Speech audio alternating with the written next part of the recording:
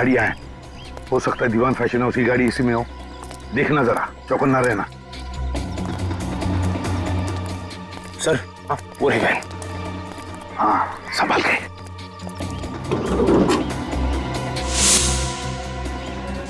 गाड़ी को अंदर से अच्छी तरह से चेक करो, देखो कोई ना कोई सुराग जरूर मिलेगा।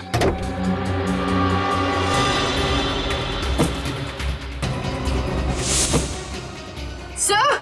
हाँ क्या हुआ? तलाश। इसके कपड़ों से तो लगता है ये इसी वैन का ड्राइवर है। सर लगता है ये मुजरिम उन सभी लोगों को मार रहा है जिन्होंने उसका साथ दिया। हाँ पूर्वी, इसीलिए तो रोहन को भी गोली मारी उसने। सर इसकी जेब में कोई आईडी तो नहीं, बस ये मोबाइल फोन है। दीवान फैशन हाउस का नंबर, ये भी कॉन्टैक्ट नंबर नहीं है। अरे फोन रिकॉर्ड्स में इनकमिंग आउटगोइंग कुछ भी नहीं। पता चल गया कि राजा यानी रोहित का खून किसने किया। किसने? डीसीपी साहब ने। अगर उनकी किसी से दुश्मनी होगी तो हमसे होनी चाहिए थी। डॉक्टर सालुंके को क्यों मारा सर? उनका दुश्मन कौन हो सकता है? दुश्मन कोई घर का ही है दया। घर के भेदी ने ही लंका ढाई है दया, और ये घर का भेदी है डीसीपी चित्रोले। जनार्दन डीसीपी साहब से मिला, डीसीपी साहब के सामने गिड़गिड़ाया और अब डीसीपी साहब की हथेली पर उसने अपनी हथेली रखी। ये हथेली उठाई और ये छाप। कुछ लिखा था क्या जनार्दन के हाथ पर? सर मैं डीसीपी साहब से बात करता हूँ। और हम जनार्दन को ढूंढते हैं। क्या लगता है केडी, डीसीपी चित्रोले ने ये खून किए हैं? अभिजीत, मैं तो अदालत में यही प्रमाणित करने का प्रयास कर रहा था कि वो हत्यारे नहीं है, ये हत्याएं उन्होंने नहीं की, कि अचानक उन्होंने अपराध अपने सर ले लिया। बड़े विचित्र पुलिस ऑफिसर है, पूरा केस घुमा कर रख दिया। अच्छे अच्छों को घुमा देता है ये डीसीपी। अगर तुम इस आदमी को अच्छी तरीके से जानते होते तो इसका केस लड़ना तो दूर, इसे अपने पास खड़ा भी नहीं करते। इतना काइया आदमी है ये कि कब क्या कर बैठेगा कुछ पता नहीं चलता। ये जो अदालत में पलटी मारी है ना, अपना गुनाह कबूल कर लिया है, ये बिना बात के नहीं किया है। इसके पीछे कोई ना कोई चाल है केडी, कोई ना कोई चाल है। तो जब तक जनार्दन गवाही देने नहीं आया था तब तक तो सब कुछ ठीक चल रहा था। ये सब जो हुआ है जनार्दन की गवाही के बाद ही हुआ है। हाँ, जनार्दन जब डीसीपी साहब के पास जाके रोया उसके बाद ही कुछ हुआ है। करेक्ट। जनार्दन ने डीसीपी के हाथ पे कोई संदेश लिखा था, जिसे पढ़ने के बाद वो घबरा गए और उसके बाद ही उन्होंने अपना बयान बदल दिया था। तुम बिल्कुल ठीक कह रहे हो अभिजीत, वो संदेश ही इस चक्रव्यूह की जड़ है। और वो संदेश क्या था वो सिर्फ जनार्दन बता सकता था, मगर वो तो मर गया। सारा सीक्रेट अपने साथ ले गया, मगर जनार्दन के हाथ से शायद तारिका को कुछ पता चल सकता है। पर तब तक हमें कोई और रास्ता निकालना होगा। अब एक ही रास्ता बचा है। समय बहुत कम है और अदालत अपना निर्णय सुनाए उससे पहले जनार्दन के हत्यारे को ढूंढना होगा। जाएगा कहां वो? उसे तो हम ढूंढ निकालेंगे, बस समय बहुत कम है केडी, समय कम है। अभिजीत, सीआईडी के लिए कोई काम मुश्किल नहीं। हाँ तारिका।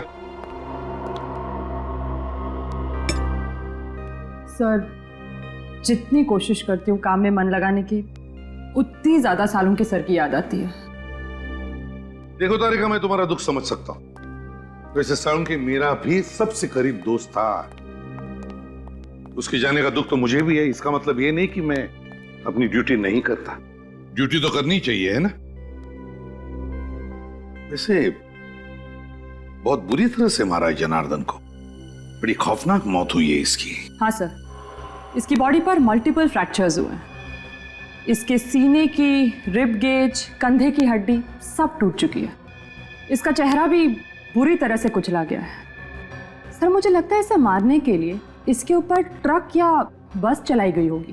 ट्रक या बस से कुचल दिया है?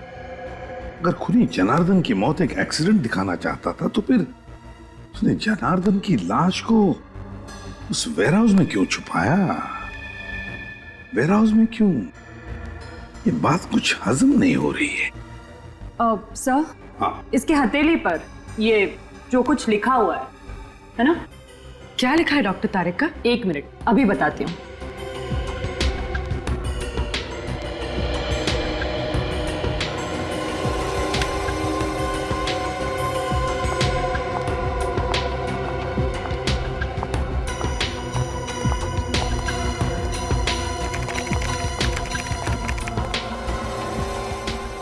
अपराधी बनोगे या खूनी, जुर्म मान लो वरना शहर में 4 बॉम्ब फटेंगे।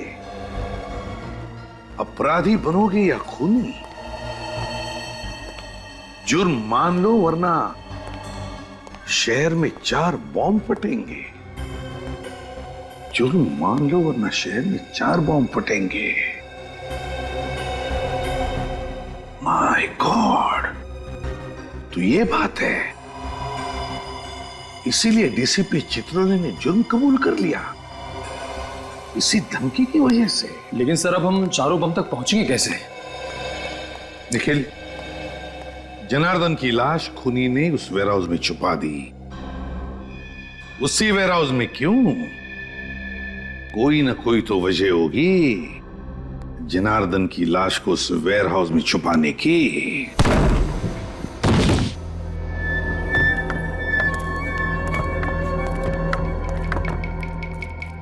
कमाल है, गोडाउन में सामान भरा पड़ा है, मगर ना कोई चौकीदार ना कोई सुपरवाइजर।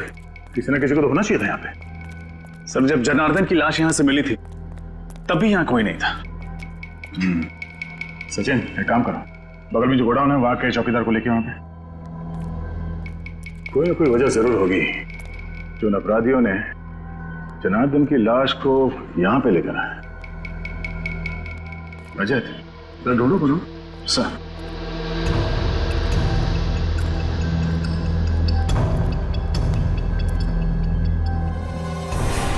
सर। हाँ रजत, सर ये देखिए। सर जरूर यहां पर कुछ डब्बे रखे हुए थे जो हाल ही में यहां से शिफ्ट किए गए। क्या होगा उन डिब्बों में? तो चेक करो।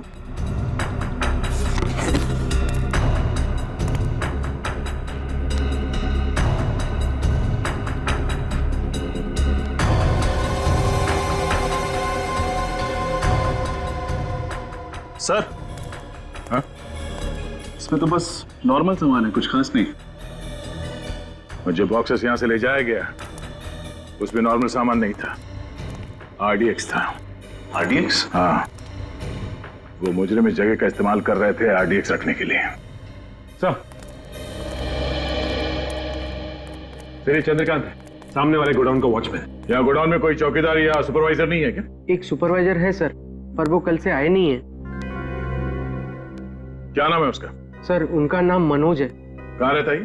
सर विद्याधर नगर। देखते ही ये चौकीदार गोडाउन छोड़ के अपने घर पे क्या कर रहा है। क्या 2 दिन से मनोज जी घर पे नहीं आए? नहीं, चिंता से तो मेरी जान ही निकली जा रही है। पता नहीं वो किस हाल में होंगे, ठीक भी होंगे या नहीं नहीं, आप हौसला रखिए, आपके पति जल्द ही घर वापस आ जाएंगे। अच्छा आप ये बताइए, क्या वो किसी जनार्दन नाम के आदमी को जानते थे? जनार्दन?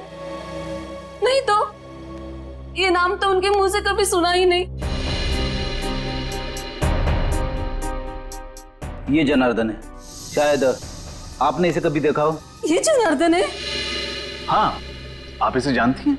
हाँ, पिछले हफ्ते ये आदमी हमारे घर के सामने फोटो ले रहा था। फोटोज?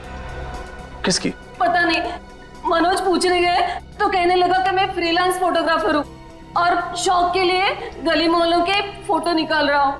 सर मुझे तो लगता है कि ये जनार्दन मनोज के घर की जासूसी कर रहा था।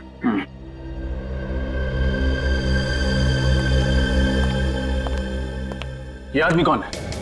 यही तो मेरे पति है, मनोज। ये मनोज है? हाँ, लेकिन आप ऐसा क्यों पूछ रहे हैं?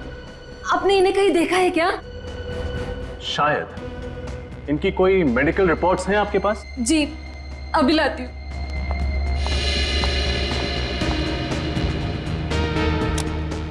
इस फोटो में जो आदमी है, अगर ये मनोज है तो फिर वो डीसीपी साहब के घर पे साळुंखे की लाश। साळुंखे की लाश डीसीपी साहब के घर पर कैसे? साळुंखे, डीसीपी, ये मनोज और साळुंखे।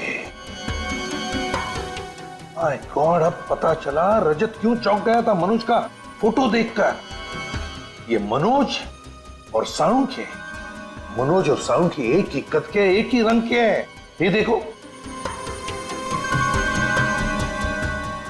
सर मतलब जनार्दन कहीं इसलिए तो मनोज की जासूसी नहीं कर रहा था ताकि साळुंखे सर की जगह मनोज को। हाँ पूर्वी, ऐसा ही हुआ है, ऐसा ही हुआ है। किडनैपर्स ने सिर्फ मनोज का इस्तेमाल नहीं किया, बल्कि उसे किडनैप करने के बाद उसके वेयरहाउस में आरडीएक्स रखना शुरू कर दिया। आरडीएक्स रखना तो कहीं ऐसा तो नहीं कि मनोज को किडनैप करने के बाद उसका खात्मा कर दिया, मनोज को मार दिया? तो फिर अगर मनोज को मार दिया तो क्या साळुंखे जिंदा है? हाँ, जरूर साळुंखे अभी भी जिंदा है। और सब इसका डीएनए, उंगलियों के निशान सब डॉक्टर साळुंखे से मैच करते हैं।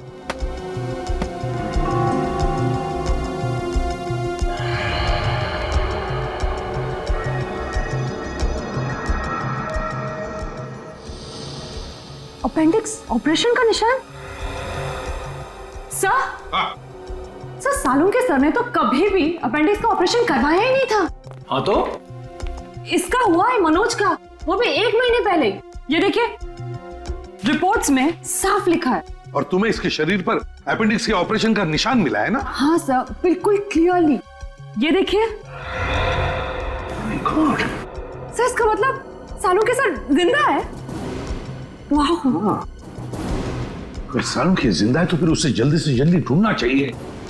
लेकिन एक सवाल खड़ा होता है कि अगर ये मनोज है तो फिर इसके उंगलियों के निशान साळुंखे की उंगलियों के निशान के साथ मैच कैसे होते हैं? ये तो मेरी भी समझ में नहीं आ रहा है सर। तरीका, एक बात बताओ, पिछले कुछ दिनों में तुम दोनों के अलावा, मेरा मतलब है तुम और साळुंखे के अलावा, लैब में और भी कोई आया था? याद करो। हाँ सर, रोहन, वो lab attendant. I am sure उसी ने साळुंखे सर की डिटेल्स के साथ छेड़छाड़ की होगी। Rohan lab attendant? तो फिर इस रोहन को उठाओ और साळुंखे कहां, ये डीसीपी चित्रोले के घर से पता चलेगा।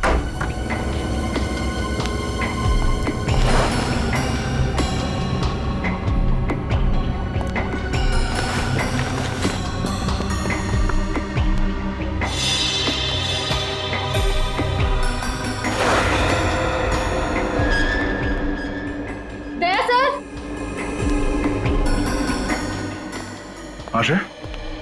सर, खिड़की का कांच टूटा हुआ है, मुजरिम यहीं से अंदर आया होगा। अगर खूनी कांच तोड़ के अंदर आया है तो अलार्म सिस्टम क्यों नहीं बजा? उसने भी जब हम दरवाजा तोड़ के अंदर आए तो कोई अलार्म सिस्टम नहीं बजा। इसका मतलब है खूनी ने अलार्म सिस्टम बंद करके रखा है। सर,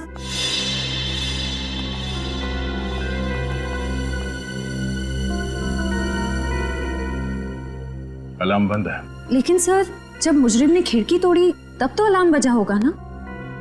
तो क्या उसने अंदर आकर ये अलार्म बंद किया? एक बार अलार्म सिस्टम बच जाए तो उसे बंद करने के लिए इसमें पासवर्ड डालना पड़ता है।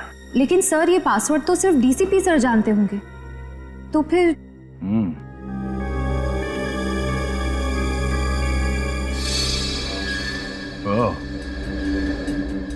डीसीपी के अलावा ये कैमरा भी जानता होगा वो कोड। इस कैमरे के जरिए खूनी को वो पासवर्ड के बारे में पता चल गया जब डीसीपी साहब ने वो पासवर्ड इस अलार्म में डाला। लेकिन सर, इस कैमरा की फुटेज उस मुजरिम तक कैसे पहुंची होगी? सर, हो सकता है उस मुजरिम ने यहाँ कहीं आसपास ट्रांसमीटर छुपा रखा हो। हाँ, ट्रांसमीटर होना चाहिए आसपास। तो खिड़कियों के आसपास देखो। Yes sir.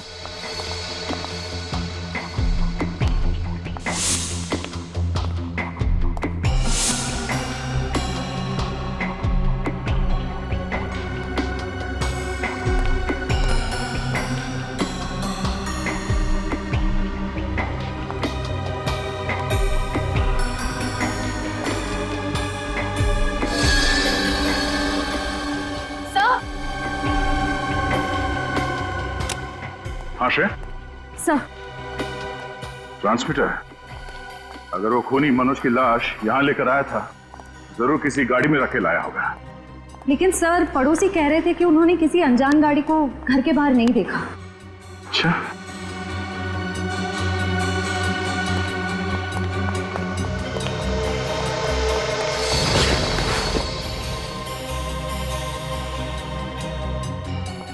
इस न्यूज़पेपर वाले ने जरूर कुछ देखा होगा।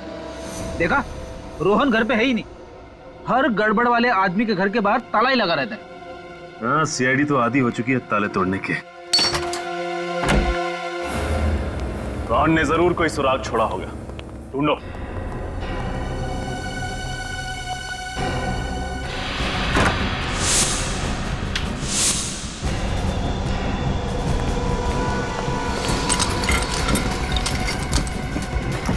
सचिन, फ्रेडे!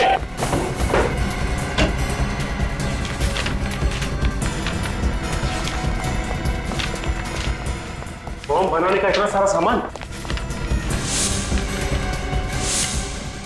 मतलब रोहन ने लैब में हमारे कंप्यूटर के साथ छेड़छाड़ नहीं की, बल्कि उसने अपराधियों की मदद की है बॉम्ब बनाने में।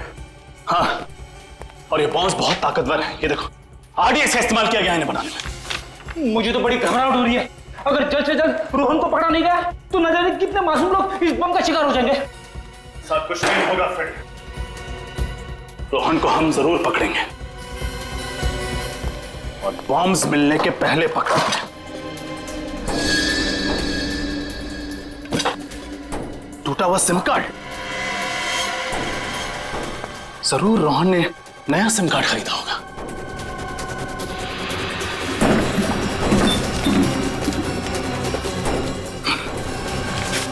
दुकान की पर्ची, इसका मतलब है रोहन ने जरूर नया नंबर इसी दुकान से खरीदा होगा। Vikram mobile and communications, bungalow number 32, Kailash road, civil lines.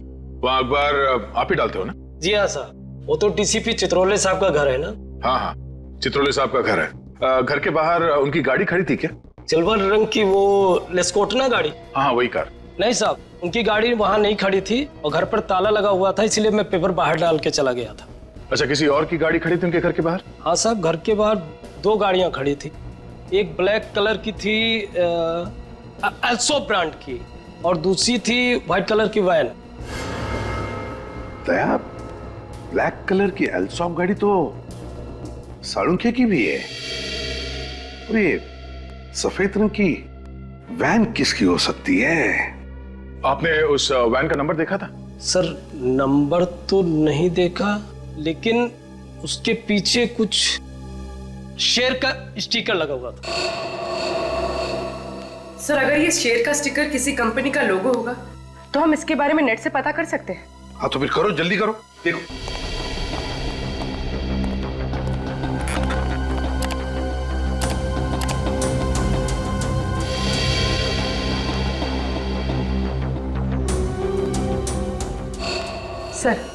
Sir ये है सारे लोगो। आओ दिखाओ जरा, कौन सा स्टिकर था? देखो, ये सारे लोगोज है। ये वाला सर। दीवान फैशन हाउस। पूर्वी, काम करो, इस दीवान फैशन हाउस में फोन करके पूछो कि उनके पास कोई सफेद रंग की डिलीवरी वैन है क्या, जिसके ऊपर ये ऐसा स्टिकर है। आप जा सकते हैं। Thank you. दया, ये दीवान फैशन हाउस की गाड़ी का, ऐसी गाड़ी उनके पास क्या कर रही थी? सर, हाँ सर, उस रोहन का नया मोबाइल नंबर पता चल गया। गुड। कहां पर ट्रेस हुआ? सर, उसका फोन मालवीय नगर में ट्रेस हुआ है सर। सर, जीपीएस के हिसाब से रोहन का फोन एक जगह पे रुका नहीं है, बल्कि एक जगह से दूसरे जगह पे मूव कर रहा है सर। मालवीय नगर? हेलो दीवान फैशन हाउस, हाँ मैं सीआईडी से इंस्पेक्टर पूर्वी बोल रही हूँ। आपके पास कोई सफेद कलर की डिलीवरी वैन है?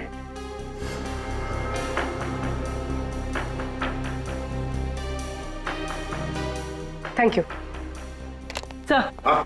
सर, दीवान फैशन हाउस की एक सफेद कलर की वैन चोरी हुई है और उस वैन का नंबर है ABZ 4717AZ। ओह, दया, कंट्रोल रूम को फोन करो, उनसे कहो कि अगर ऐसे सफेद रंग की कोई डिलीवरी वैन दिखे तो हमें तुरंत इन्फॉर्म करें। Yes sir. और फिर ये रोहन, इस रोहन का तो जल्दी से जल्दी पता लगाना पड़ेगा। शायद ये सारे बॉम्ब्स उसी के पास है।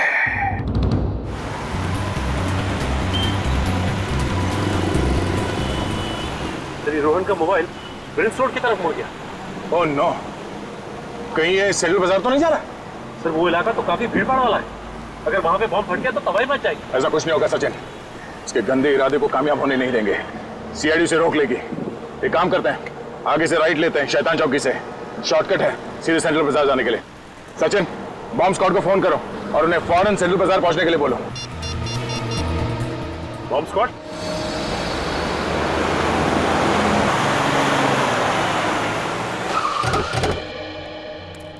यही से आ रहा है? हाँ सर, सिग्नल तो यही बता रहा है सर। कहाँ पे? यहाँ से सामने।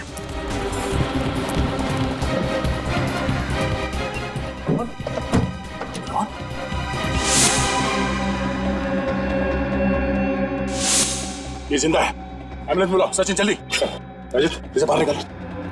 संभाल के, गोली सीधे छाती पे मारी है।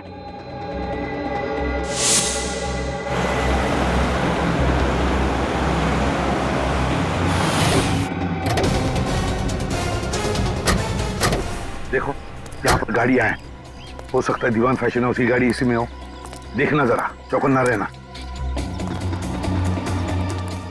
सर आप पूरे गए? हाँ, संभाल के।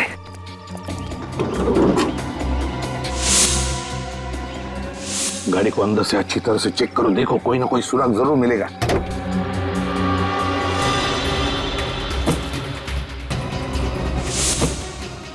सर, हाँ, क्या हुआ? तलाश। इसके कपड़ों से तो लगता है ये इसी वैन का ड्राइवर है। सर लगता है ये मुजरिम उन सभी लोगों को मार रहा है जिन्होंने उसका साथ दिया। हाँ पूर्वी, इसीलिए तो रोहन को भी गोली मारी उसने। सर, इसकी जेब में कोई आईडी तो नहीं, बस ये मोबाइल फोन है। दीवान फैशन हाउस का नंबर, ये भी कॉन्टैक्ट नंबर नहीं है। अरे फोन रिकॉर्ड्स में इनकमिंग आउटगोइंग कुछ भी नहीं।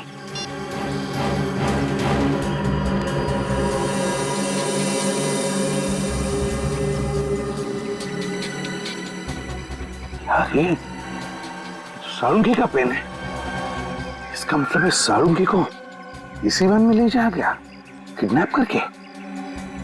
My God. निखिल, जल्दी से बॉम्ब डिटेक्टर लेकर आ, हो सकता है इस गाड़ी में बॉम्ब है।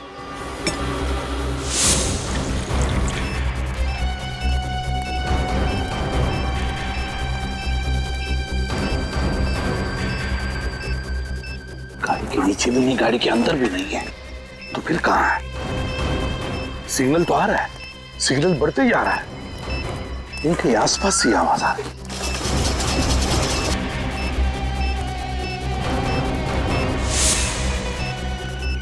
सिग्नल और भी बढ़ने लगा।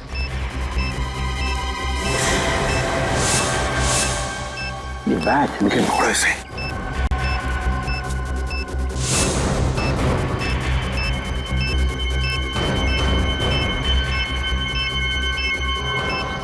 सिग्नल तो दिखा रहा है, बॉम्ब यहीं कहीं आसपास है।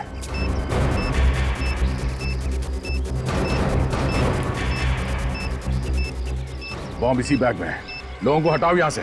खाली करो जगह को। सब लोग पीछे। भाई साहब, इधर सीआईडी इन्वेस्टिगेशन चल रहा है, आपकी जान को खतरा है। चलिए बाहर बाहर प्लीज। एक्सक्यूज मी, आप लोग भी चलिए प्लीज, आपकी जान को खतरा है। चलिए प्लीज प्लीज जाइए। इसी में बॉम्ब है, इसी में। ब्रीफ केस आपकी है? No sir. आप दोनों में से किसी की है? नहीं सर, काफी देर से यहाँ पे पड़ा है। आप में से किसी की ब्रीफ केस है या किसी ने छोड़ी है इधर? ठीक है, सबको पीछे कर दो। आइए आप लोग पीछे, जल्दी आइए प्लीज, दूर हो जाइए जल्दी। रुक इधर। स्कूटर यहाँ पे किसने पार्क किया? ये सब सुबह से यहाँ खड़ा है, मुझे नहीं पता किसका है। स्कूटर सुबह से ऐसे ही खड़ा है यहाँ पे? हाँ साहब, सुबह से खड़ा है यहाँ पे। तुमने देखा ना किसने पार्क किया स्कूटर? साहब मैं अपने काम में बिजी था, मुझे ध्यान नहीं रहा। चलो भागो यहाँ से।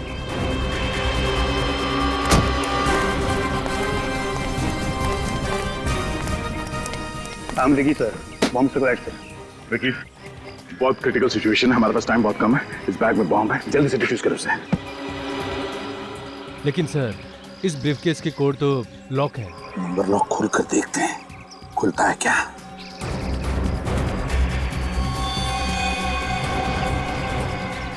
समझ में नहीं आता ये क्या नंबर्स हैं। काम करो, बॉम्ब स्क्वाड को फोन करो, बोलो जल्दी आ जाए वो लोग।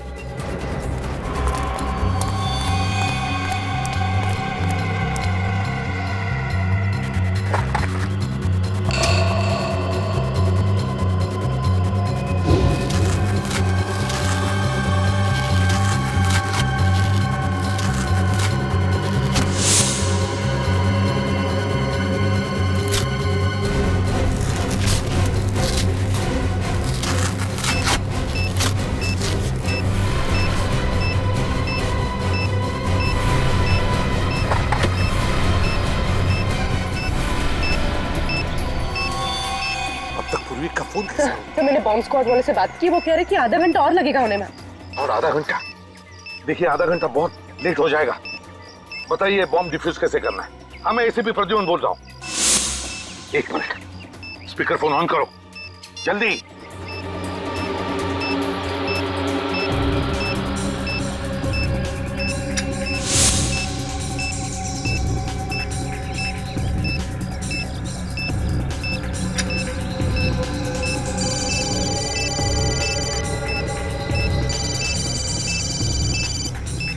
सर ये तो रोहन का फोन बज रहा है, कोई लैंडलाइन नंबर है। सर फोन नहीं उठाएगा, अगर फोन रिसीव किया तो बम फट जाएगा सर। इसका कनेक्शन इससे है सर। व्हाट? जल्दी कुछ कीजिए। हाँ बॉम्ब पे टाइमर लगा हुआ है, टाइमर बंद है, घड़ी बंद है। वो है उसमें दूसरा तार लगा हुआ है, पीले रंग की, लाल रंग की और नीले रंग की वायर्स हैं। एक काम करिए, पहले आप पीला वाला वायर काटिए। पीला वाला?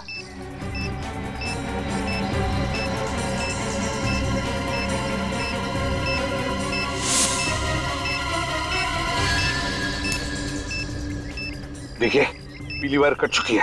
अब बताइए आगे क्या करना है, जल्दी बताइए प्लीज। ये तो वैन के ड्राइवर का फोन है। यहाँ तो टाइमर शुरू हो गया है। फोन रिसीव मत करना, अगर रिसीव किया तो बॉम्ब फट जाएगा। हेलो, सुन लिया आपने? बॉम्ब एक्टिवेट हुआ है सेल फोन के जरिए। अब क्या करें हम? 7 सेकंड बचे।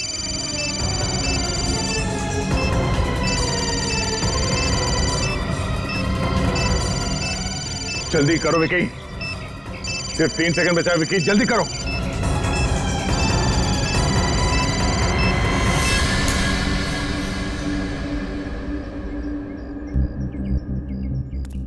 एक बॉम्ब को तो फटने से रोक लिया, न जाने बाकी के बॉम्ब्स कहां रखे हैं।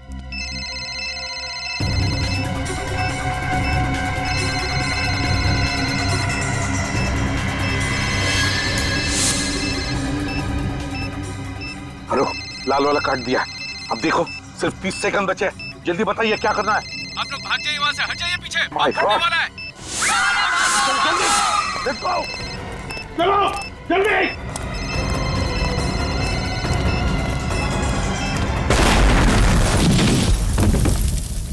रोहन का होश में आना हमारे लिए बहुत जरूरी है। वही बता सकता है वो बाकी 2 बॉम्ब्स कहां पर फिट किए गए हैं। सर, सर उस लैंडलाइन नंबर का पता चल गया जिससे उन बॉम्ब्स का टाइमर चालू किया गया था। किसका नंबर है? सर एक पीसीओ है प्रीतमपुर इलाके में। मैंने पीसीओ के मालिक से पूछताछ की, लेकिन उसे तो बॉम्ब्स के बारे में कुछ भी नहीं पता। उसे भी कुछ नहीं पता? या तो रोहन बेहोश है, फिर प्रीतमपुर के पीसीओ वाले को बॉम्ब्स के बारे में कुछ पता नहीं, तो फिर ऐसी कौन सी कड़ी है जो हमें उन बॉम्ब्स तक पहुंचा सकती है? सर शायद डॉक्टर सालुंखे हमें कुछ बता सके। हाँ, सालुंखे बता सके। अगर हम सालुंखे तक पहुंच गए ना, तो सालुंखे हमें जरूर उन 2 बॉम्ब्स के बारे में बता सकेगा। सर एक ऐसा सुराग पता चला है जिससे शायद हम लोग डॉक्टर सालुंखे तक पहुंच सकेंगे। कैसा सुराग?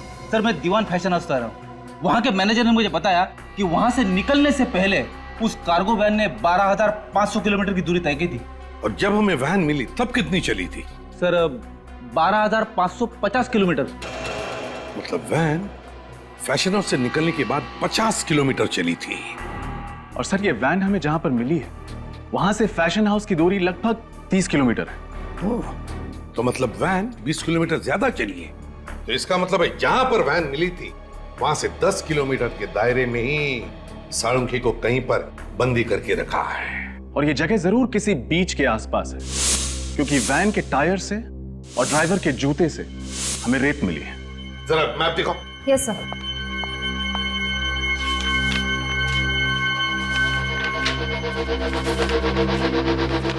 दीवान फैशन हाउस कहां पर है? ये रहा दीवान फैशन हाउस, और हमें वैन मिली थी उनकी यहां पर। अब यहां से 10 किलोमीटर के दायरे में बीच है ये प्रिस्टीन बीच।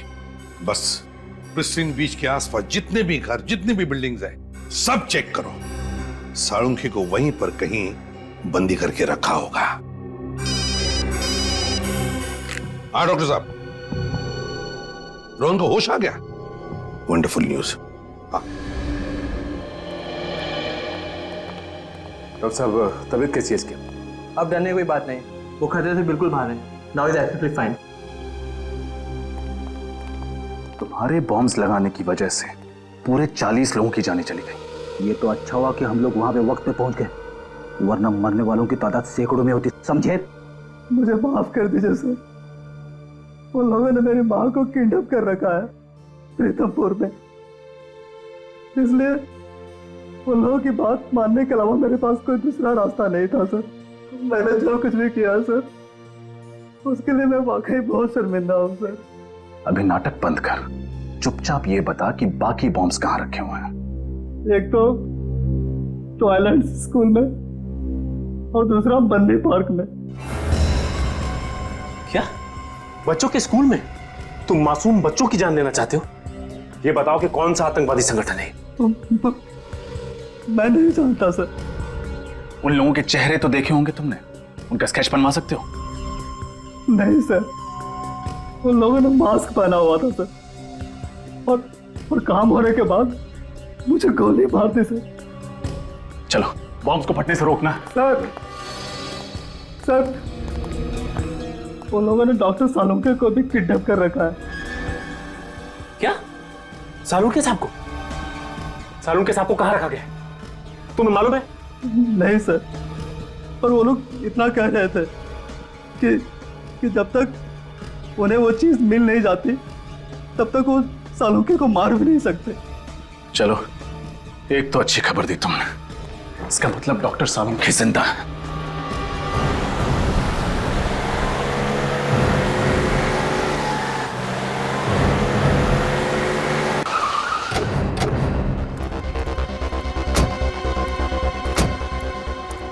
सचिन, फ्रेडी, पूरा एरिया छान मारो।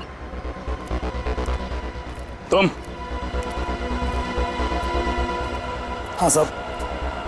एक बात बताओ, किसी अनजान आदमी को तुमने स्कूल के आसपास कहीं देखा? नहीं साहब। ठीक से याद करो, कोई आदमी जिसके पास बैग हो, कोई ब्रीफकेस हो। नहीं साहब, ऐसा तो कोई आदमी नहीं देखा। स्कूल के अंदर कोई अनजान आदमी तो नहीं घुसा ना? नहीं साहब, स्टूडेंट्स और पेरेंट्स के अलावा अंदर किसी भी इंसान का जाना मना है। और अगर कोई आदमी पेरेंट बन के घुस जाए तो? सर, पेरेंट्स के स्पेशल आई कार्ड होते हैं, हम उसे देख के अंदर छोड़ते हैं। हाँ ठीक है।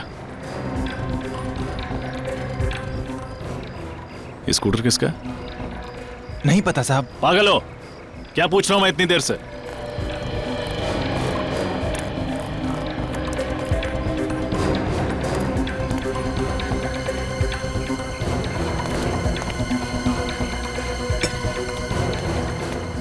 अरे भाई साहब क्या कर रहे हो आप? अरे मेरा स्कूटर है ये। अरे तुम गाड़ी दिखा। काट, ये लीजिए काट।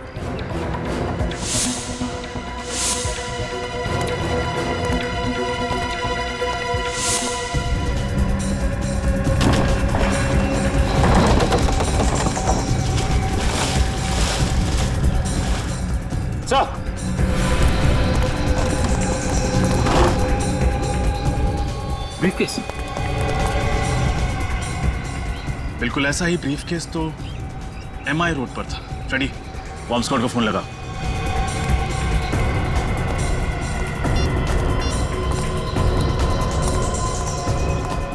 Hello, bomb squad? हाँ सर, बॉम्ब डिफ्यूज हो गया है सर। Thank God. हाँ सर, हम लोग पार्क पे पहुंच गए sir. Okay sir. Sachin, Rajat, बाहर खाली करो जल्दी, बम ढूंढो। चलिए आप लोग यहाँ से बाहर जाइए, बाहर से बाहर जाइए जल्दी। हटिए आप लोग भी प्लीज, सीआईडी इन्वेस्टिगेशन चल रही है, प्लीज जगह खाली कीजिए, खाली कीजिए, खाली कीजिए, पार्क खाली कीजिए, जल्दी जल्दी प्लीज।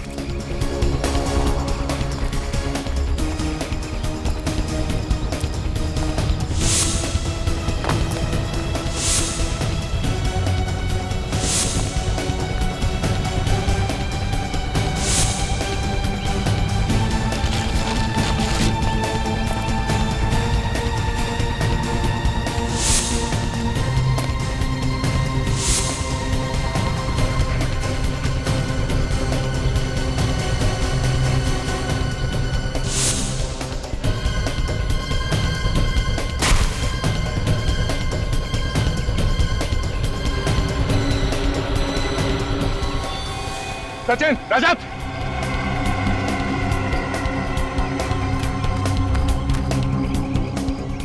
ब्रीफकेस, शायद इसी में बॉम्ब है। बॉम्ब स्क्वाड को फोन करो जल्दी।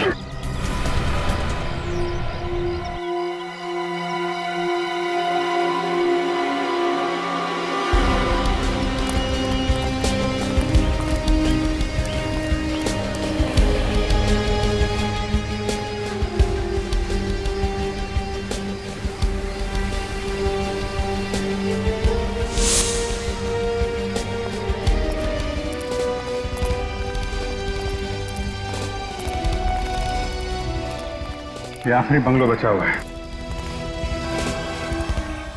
टायर मार्क्स देखा था?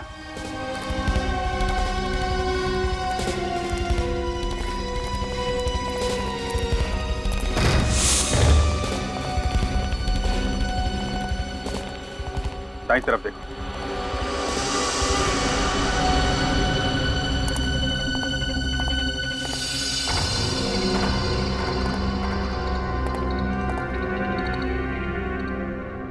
खून?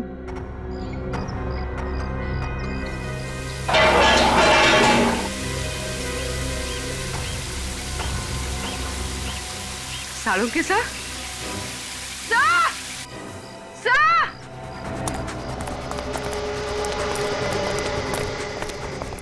क्या हुआ पूर्वी? सर ये देखिए। ओह माय गॉड, डॉक्टर साहब, डॉक्टर साहब।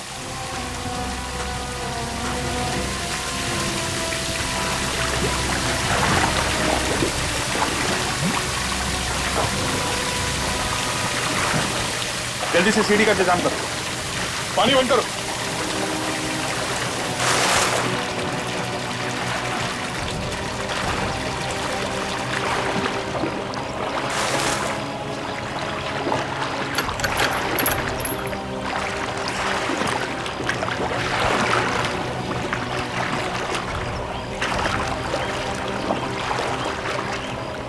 जरा संभाल के ऊपर।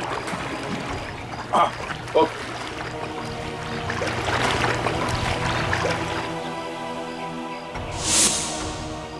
डॉक्टर साहब, पूर्वी जल्दी हॉस्पिटल में फोन करो।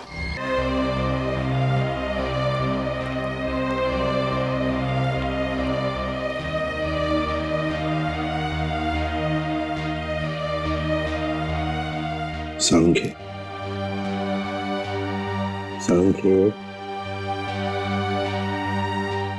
अबे तू तो जिंदा है? कहा था ना मैंने, इतनी जल्दी शहीद नहीं होने दूंगा मैं तुझे। बचा लिया, समझे? बचा लिया। अबे हंसता क्या है? बोल सकता है क्या? चल कोई बात नहीं, लिख के बता क्या क्या जानता है उस मुजरिम के बारे में।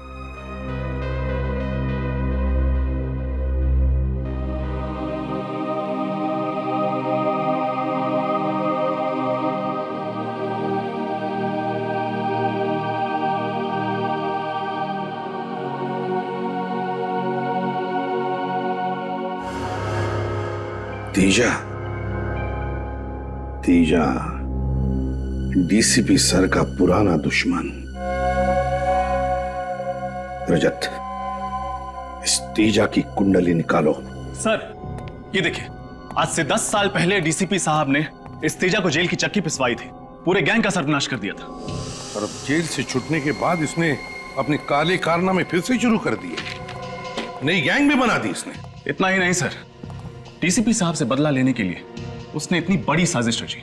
हाँ सर, और सालुंके साहब की भी क्या हालत कर दी इस तेजा ने। एक एक गुनाह की कीमत चुकानी पड़ेगी इस तेजा को, एक एक गुनाह की। सालुंके बता रहा था ना कि जहां पर उसे बंद करके रखा था वहां पर उसने इंडस्ट्रियल सायरन की आवाज सुनी थी। हाँ सर, उन्होंने ये भी बताया था कि डीसीपी साहब के घर से वहां तक पहुंचने में तकरीबन आधा घंटा लगता है। एक मिनट, डीसीपी साहब के घर से आधे घंटे की दूरी पर तो सिर्फ एक ही इंडस्ट्रियल एरिया है, Narayani industrial area. Narayani industrial area, तो फिर इस तेजा के गुनाहों का महल इस नारायणी इंडस्ट्रियल एरिया में ही है।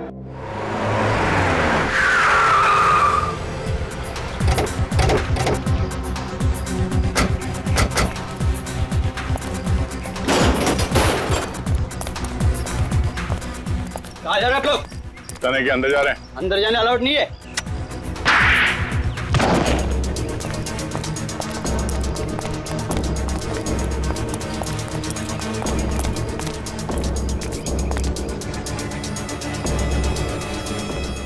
संभाल के, पता नहीं कितने लोग हैं अंदर।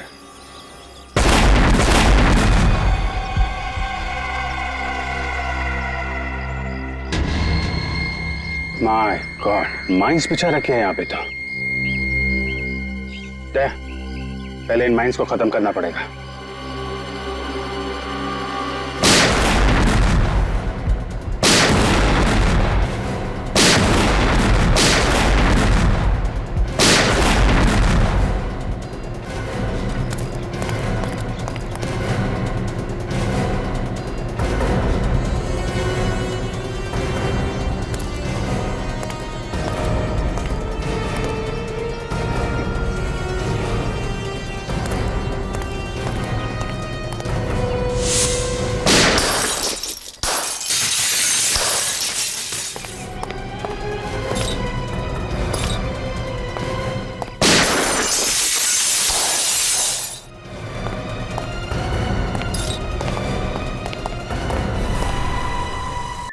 शेर की गुफा में तुम्हारा स्वागत है।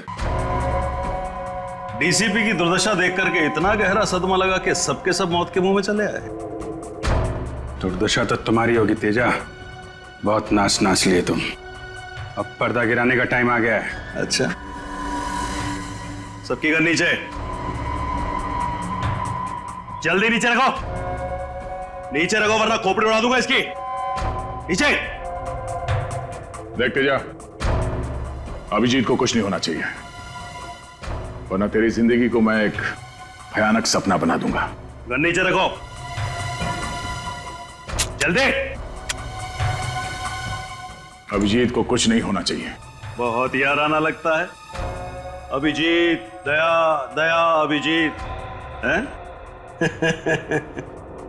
तुम्हारी दोस्ती के काफी किस्से सुने हैं तेजा ने, मगर आज दोस्त को अलविदा कहने का वक्त आ गया, क्योंकि अभिजीत तो अब गया। अभिजीत को छोड़ दे, वरना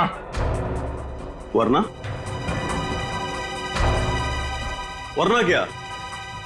तेरे इस अभिजीत को ऐसी जगह गाड़ूंगा कि जिंदगी भर ढूंढता रह जाएगा, फिर भी उसका कंकाल नहीं मिलेगा।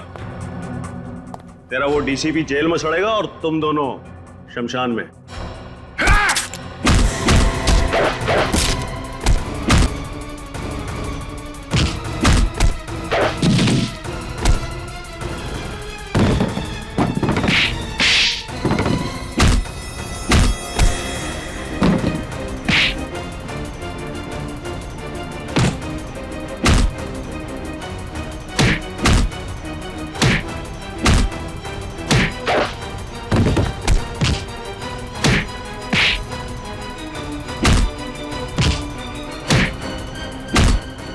क्या बोला तू?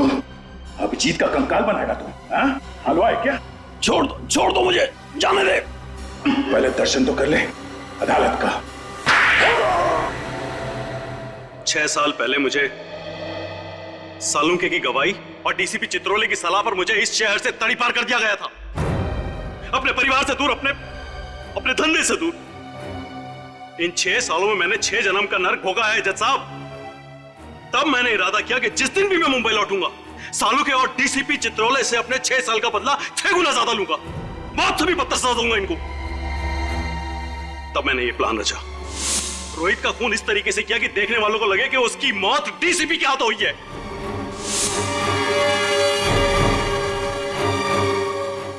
और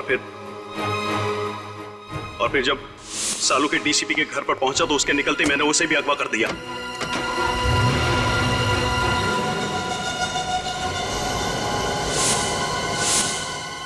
और फिर सालू के कपड़े एक लाश को पहनाकर अपने आदमियों के द्वारा डीसीपी के कमरे में छुपा दिया।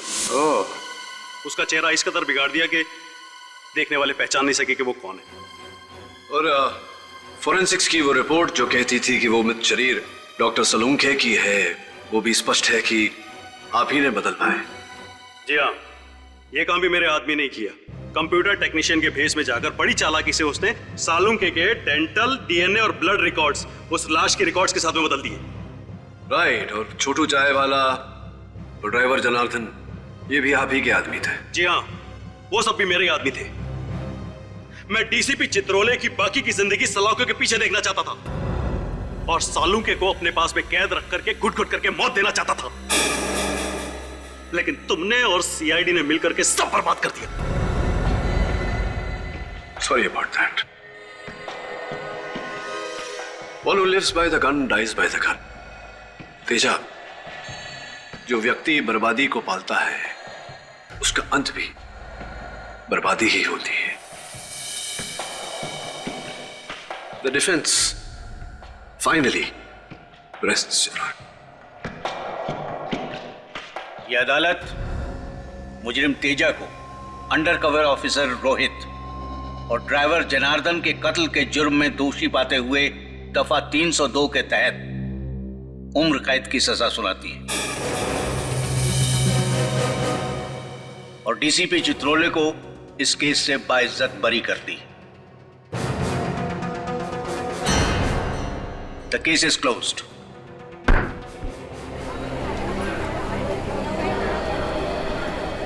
औरक साहब। जी जायसवाल साहब। अक्सर जब मैं हारता हूं तो नाराज होता हूं, लेकिन आज खुश हूं।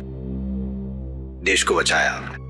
देश को बचाने का श्रेय आपको जाता है जायसवाल साहब। हाँ, वो लंदन का टेलीफोन नंबर आप ढूंढने नहीं गए होते तो। सी यू। अरे डीसीपी साहब, पुराना माना तो एक बात कहूं? नहीं, पता चला है सीआईडी से कि आप बड़े ही नटखट हैं। हमेशा सीआईडी में कुछ न कुछ करते रहते हैं। डीसीपी साहब, अब तो सुधर जाइए। केडी, तुम हो ना, अगर कुछ करूंगा भी तो बचा लेना। लो, कर लो बात। मुझे तो लगा था सर इस बार डीसीपी चित्रोले भाई टाटा हो गए। अरे बड़ी अजीब गजब की किस्मत है उनकी, हर बार बच निकलते हैं। मैंने तो सबूत भी ढूंढ लिया था उनके खिलाफ, लाश पर से होगा। हाँ, वो सफेद बाल जो आजकल काला है, काला। अरे सर, वो फेमस डीसीपी चित्रोले बाल। मैं तो कहता हूँ उस बाल की वजह से डीसीपी साहब कम से कम 10 साल के लिए अंदर चले जाते। 10 साल के बगैर उस बाल ने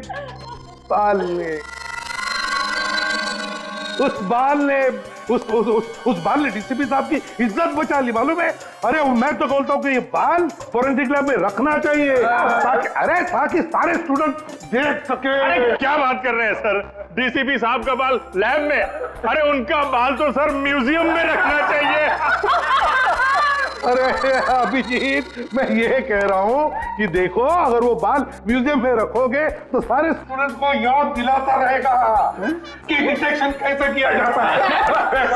डीसीपी साहब ने डिटेक्शन कैसे किया? सर कैसी बातें कर रहे हैं सर, डीसीपी और डिटेक्शन? सर उनके नाक के नीचे हाथ नहीं बैठ जाएगा ना तो उन्हें पता नहीं चलेगा। ऐसा ये निखिल बता रहा था सर। मैंने से बोला कि ऐसी बातें मुंह से निकालने से पहले 10 बार सोच लिया कर, मगर सर कुछ नहीं दिखता। अरे ये बात निकल गया, ये रजत भी बोलेगा, हाथी नहीं दिखता उनको। हाँ सर, ये मैंने भी सुना है कि डीसीपी चित्रोले हाथी देख ले तो हाथी खुद बोलेगा कि डीसीपी चित्रोले से बढ़िया इन्वेस्टिगेटर कोई है ही नहीं। अरे यार ये क्या बात करने लगा यार।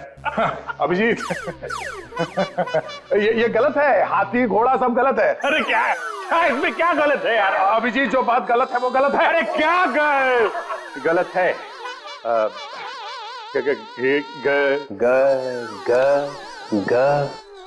ग से गधा। ग से गलत है सर। मुझे हाथी घोड़ा दिखाई नहीं पड़ता है। सर मैं तो आपकी टीम में हूँ सर। क्या? नहीं सर, आपकी टीम में हूँ।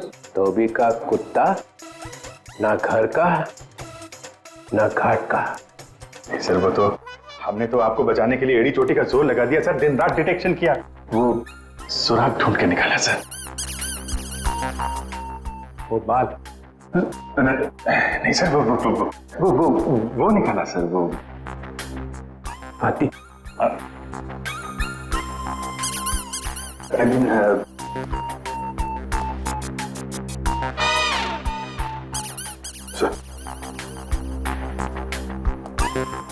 मेरा बाल म्यूजियम में जाएगा। हाँ सर, यस सर, म्यूजियम में पढ़ाने के लिए, देश की सेवा में। देश की सेवा? मेरे बाल से देश की सेवा होगी। हाँ sir, of course. You know, officers आएंगे, उस बाल को देखेंगे, डिटेक्शन सीखेंगे। यू नो, डिटेक्शन आपके बाल से। मेरे बाल से डिटेक्शन सीखेंगे? हाँ, डिटेक्शन सीखेंगे मेरे बाल से। देखो तुम लोग आगे आगे क्या होता है।